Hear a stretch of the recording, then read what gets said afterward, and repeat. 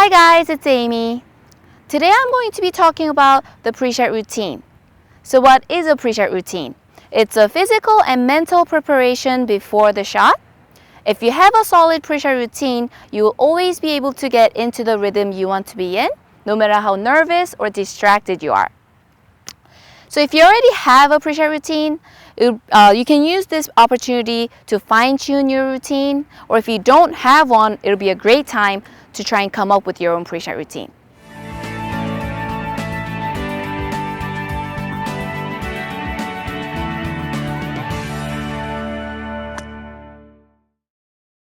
When it comes to pre-shot routine, there's two aspects to it.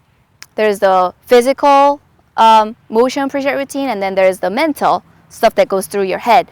Today I'm going to be talking about physical part of it. So if you look at the tour pros, they look at the target a certain amount of times and they waggle a certain amount of times. They have their own set pre-shot routine. So I'm going to show you mine first, and then I'm going to break it down and show you guys in detail.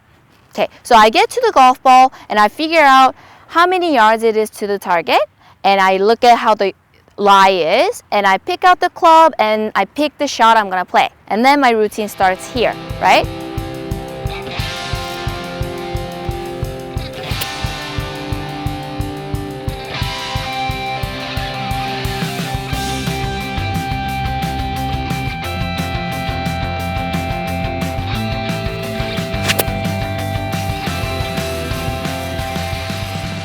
So if you look at my routine, I go back behind the golf ball, I take a practice swing, I line up, and I go into it, and I look at the target twice, and I hit it just about right away, right? So I'm going to break this down into 4 parts. Number 1 will be practice swing, number 2 is alignment, number 3 is waggle, and number 4 is how you should breathe. So number 1, practice swing. You notice I go back behind the golf ball and take 1 practice swing, right? So if I don't like the practice swing, of course I'm going to do it 1 or 2 more times, but I always try and keep it to just 1. Because if I do several practice swings back here, what happens is I kind of like lose focus and it kind of ruins my swing after a while.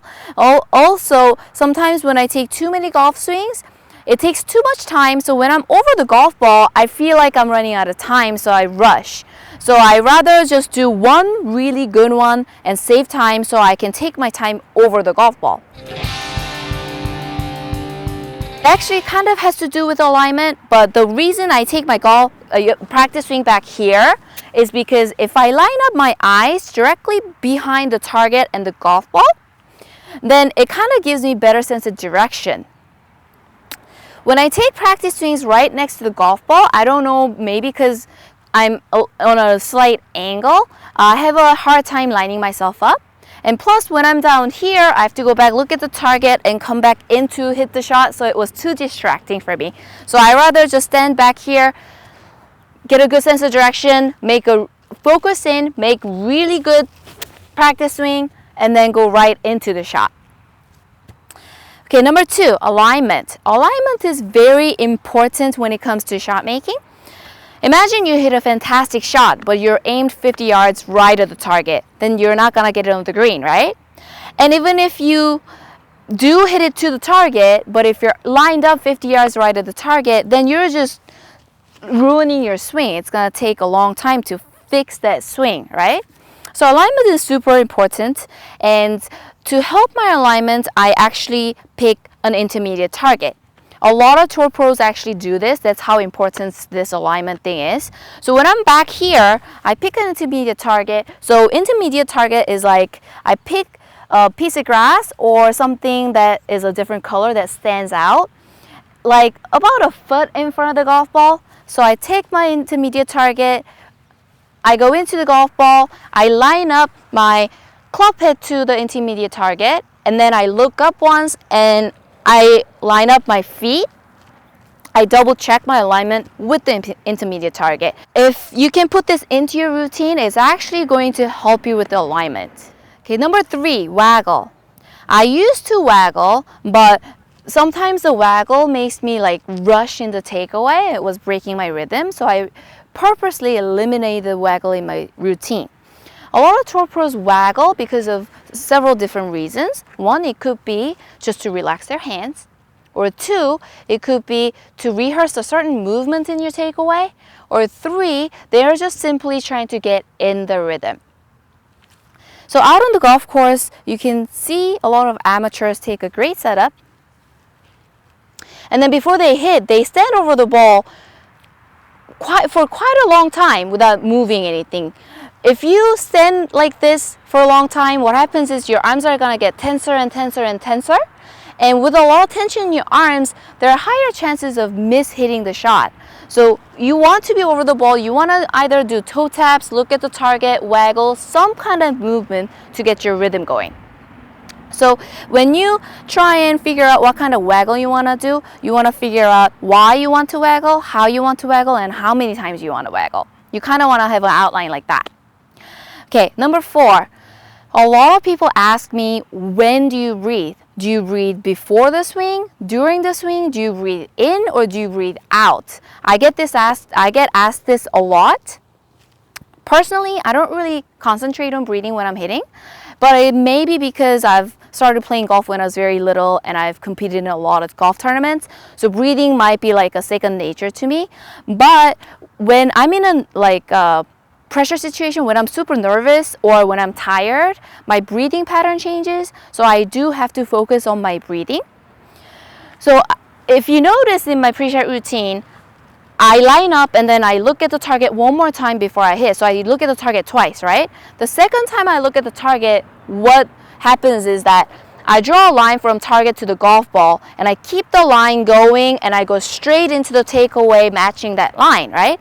So when I'm lined up, the second time I look at the target, when my eyes come back to the golf ball, this is where I breathe in, and then I don't worry about breathing after that. So there are 2 things you have to worry about when you're working on your breathing.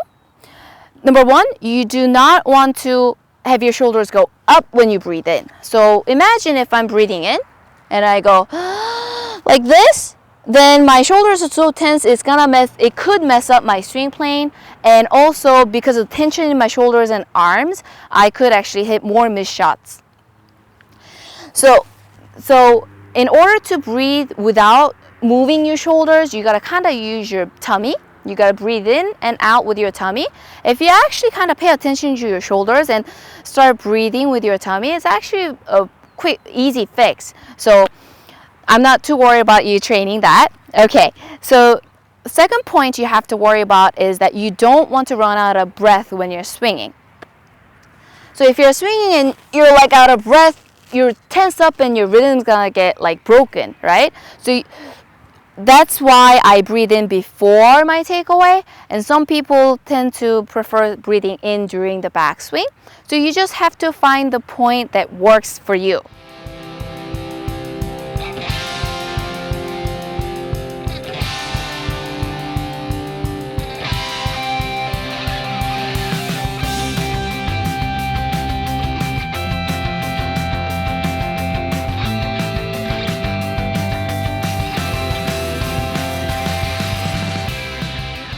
Some of you guys who say you hit it great on the driving range but have a hard time recreating the same shot on the golf course, if you kind of study and come up with your own pre-shot routine, it will actually help you a lot out on the golf course. So in order to come up with your own pre-shot routine, you can copy my routine or you can copy any other tour player's routine, tweak 1 or 2 things to make it work for you. So today we talked about the physical aspect of the pre-shot routine. In the next lesson, I will show you the mental part of the pre-shot routine.